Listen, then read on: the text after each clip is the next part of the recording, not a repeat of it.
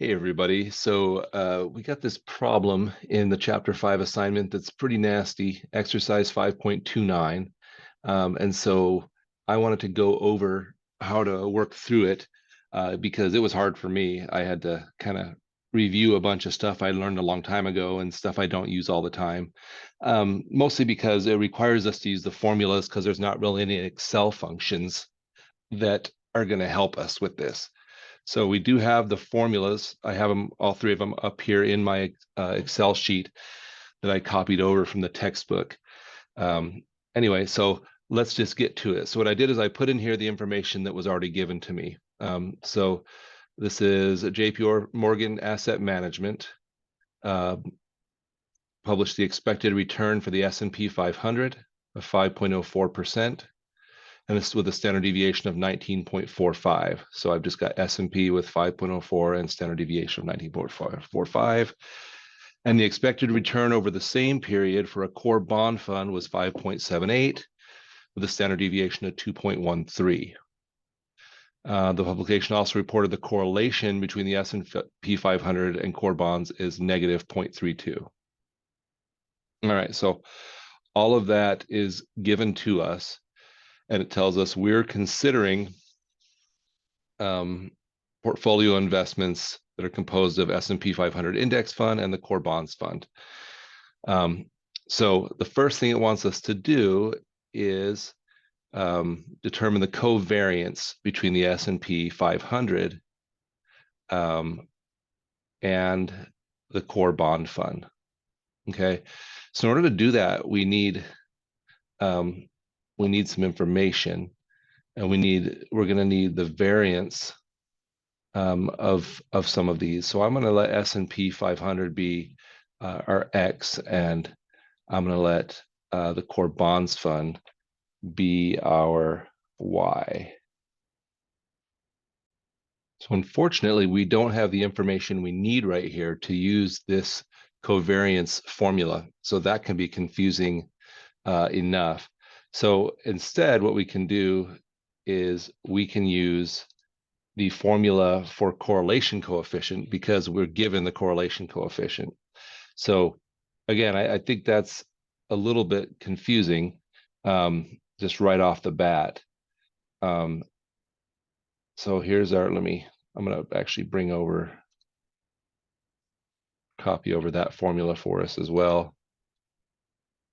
Make it a little bigger so it's easier to see. All right, so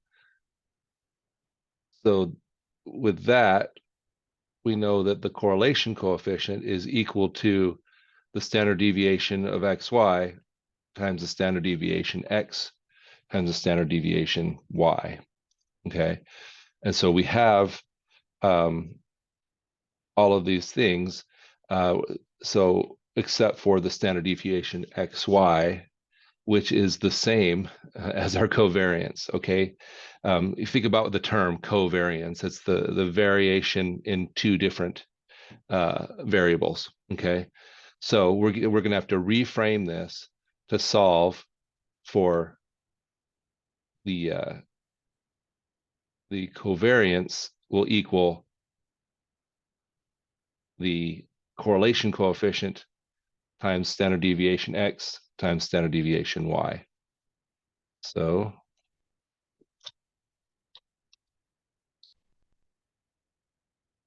I'm going to say this equals correlation times the standard deviation of x and the standard deviation of y. And that's going to give us negative 13.2571, and it wants the answer rounded to 2. So negative 13.26. All right, so now it wants us to construct a portfolio that is 50% invested in S&P 500 and 50% in the core bond fund. And we're going to let X represent the S&P 500 and Y represent the core bond fund. So, and R is going to be the, I guess, the portfolio, right? So we're just going to say it's 0.5 of X and 0.5 of Y, like that. So now it wants us to calculate the expected return. And so I'm just going to label this 0.5x plus 0.5y.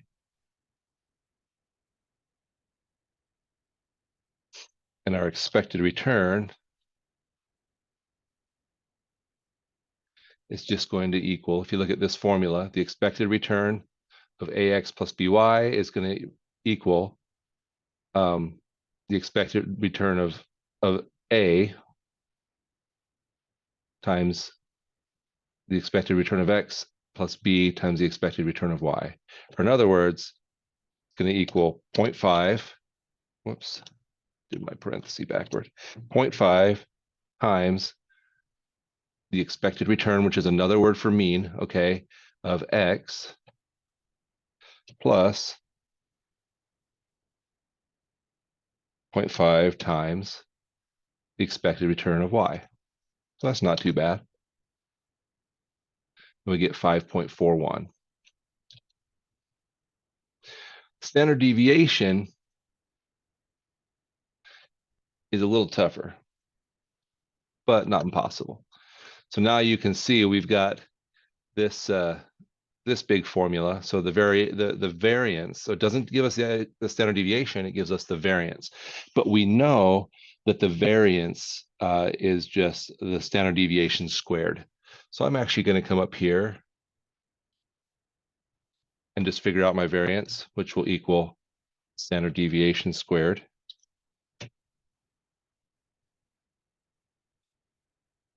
Standard deviation squared. So now we have the variance of x and the variance of y.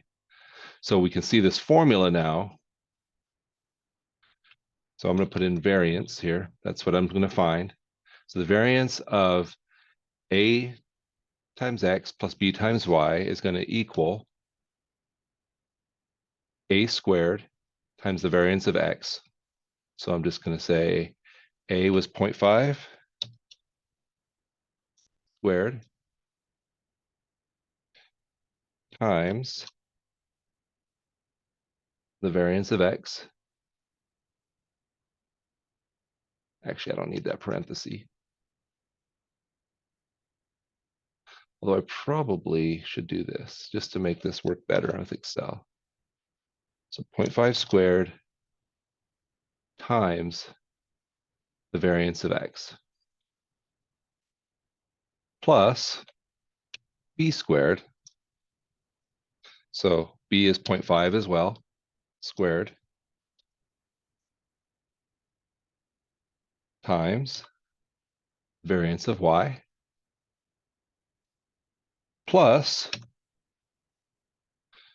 2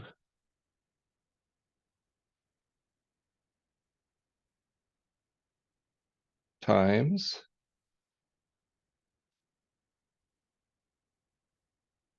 a, which is 0.5, times b, which is 0.5,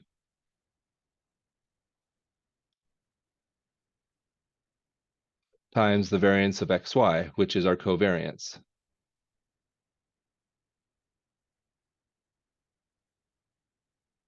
So there's our formula, right? We have a squared times the variance of x plus b squared times the variance of x plus 2 times a times b times the covariance.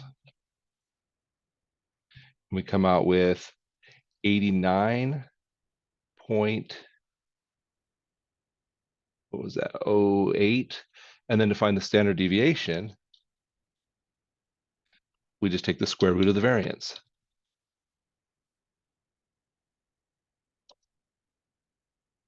So we get 9.44. All right, so now it wants us in essence to repeat this process for two more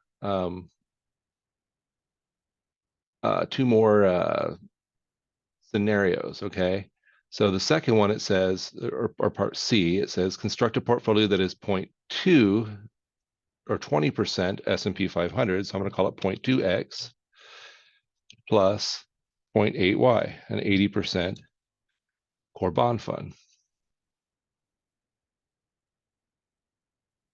So for this one, we can do our expected return, which is just going to be 0.2x. Whoops. I have to do an equals, sorry, equals 0.2 times x plus 0.8 times y.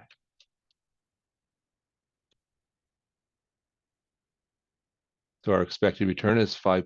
Oh, sorry, first we have to put in 0.2 and 0.8.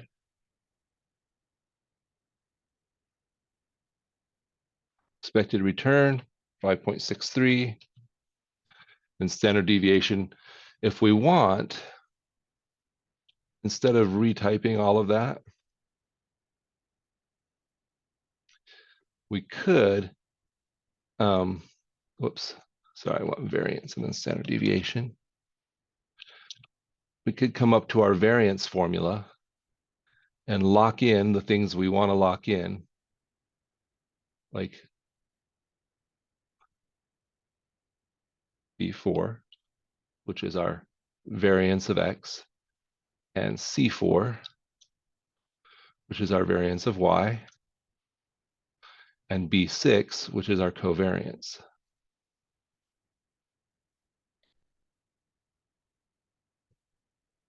Now, we could just copy this, paste it here, and then all we have to do is update these decimals. 0.2, 0.8, 0.2, and 0.8.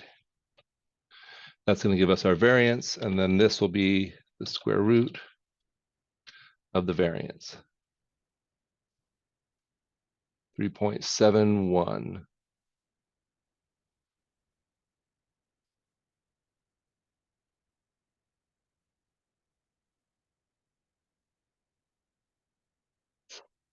Let's see.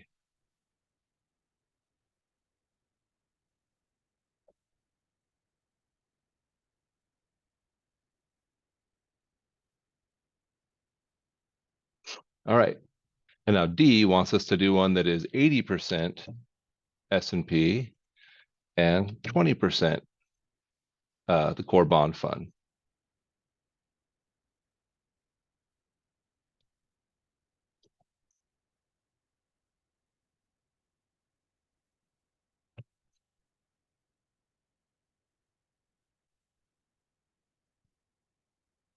So our expected return will equal 0.8 times x. Whoops.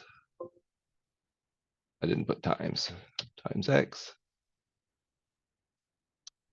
plus 0.2 times y.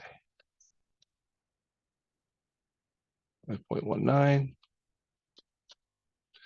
And then find our standard deviation. Again, I'm just going to copy our variance formula. And we're going to change this to 0.8 and this to 0.2. We could leave these the same because it's a multiplication, but I'll do it anyway. I'll change it to 0.8 and 0.2. There's my variance. My standard deviation is the square root of the variance. All right, so 15.43. Probably before I answer these questions, I would want to do a check. Make sure I did everything right. And now it'll say which of the portfolios above has the largest expected return. So I can just compare them. And it's just, so it's asking the portfolios in B, C, and D, okay? So 5.41, 5.63, so it's gonna be C, which has the smallest standard deviation, also C. And then this one, let's see, which portfolio would be the best investment alternative? It's gonna be C, okay? And And now F says, discuss the advantages and disadvantages of investing in the three portfolios in parts B, C, and D. So this is confusing because it does say in parts B, C, and D, but down here it gives you options for all of them. And honestly, the core bond fund has a higher rate of return and a lower standard deviation than all of them. But it's telling us the advantages and disadvantages of B, C, and D. So if your goal is to have the largest return, it's going to be C, because we're excluding just the core bond fund or just the S&P, which I think is a little confusing. And if your goal is to have the least risk, that would mean the one with the lowest standard deviation. That's also going to be C. And that's it. So I hope that's useful. Like I said, I thought this problem was pretty tough, and so I just wanted to go through it. I had to do a little bit of reading, go back and review some stuff and the formulas in order to kind of work through it. So I hope this helps you guys to work through it. And I hope you have a great rest of your day and week.